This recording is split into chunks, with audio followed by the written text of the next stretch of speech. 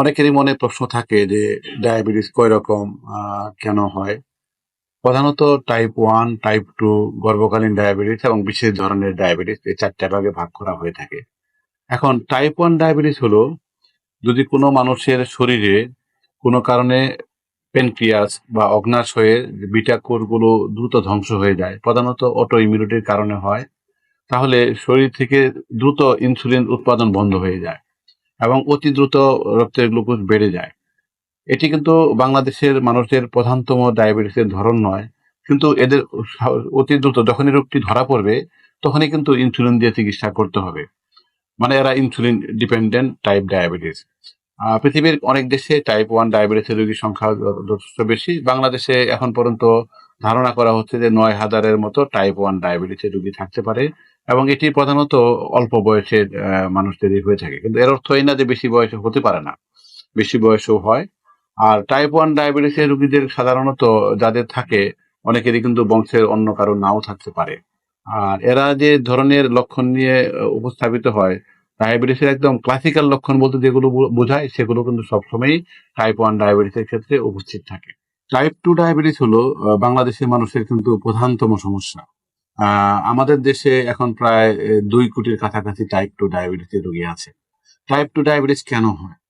তাহলে টাইপ 2 তে ওই রোগীটির রক্তের ইনসুলিন উৎপাদন করার সক্ষমতা কমে গিয়েছে। কিন্তু এটি কিন্তু একমাত্র সমস্যা নয়। একই সাথে ইনসুলিন ব্যবহার করার উনার সামর্থ্যও কমে গিয়েছে। মানে ইনসুলিন রেজিস্ট্যান্স আছে। এ দুটোর সমন্বয়ে টাইপ 2 ডায়াবেটিস হয় এবং এটি জীবনের যেকোনো সময় হতে পারে। প্রধানত একটু বেশি বয়সে হলেও বাংলাদেশে কিন্তু আমরা একটি চ্যালেঞ্জের মধ্যে আছি যে বাংলাদেশে খুব কম বয়সেও টাইপ 2 ডায়াবেটিসের রোগী দেখা যাচ্ছে।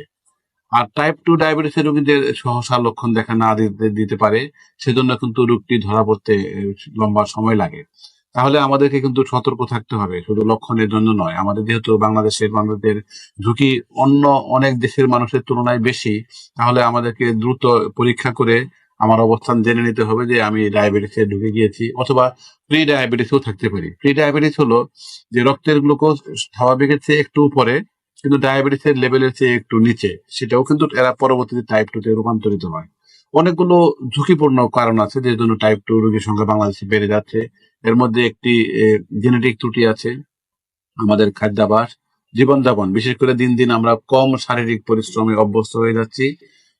সামাজিক নিরাপত্তাহীনতা, শারীরিক শ্রমের সীমাবদ্ধতা যেমন কাঠামো নেই সেটি একটি। আরেকটি হলো খাদ্যের ভেজাল, এগুলোও কিন্তু এর সাথে যুক্ত হচ্ছে এবং স্ট্রেসফুল লাইফস্টাইল। এই সবগুলোর কিন্তু ফলাফল হলো টাইপ 2 ডায়াবেটিস। কিন্তু একটি খুব ইন্টারেস্টিং এবং চমকপ্রদ তথ্য হলো টাইপ 2 ডায়াবেটিসের রোগীকে যদি আমরা হবার আগে থেকে ব্যবস্থাপনার আওতায় আনতে পারি, সেটি হলো প্রতিরোধ ব্যবস্থাপনা। তাহলে কিন্তু কমপক্ষে 50% টাইপ 2 ডায়াবেটিস হওয়া থেকে রক্ষা করা সম্ভব।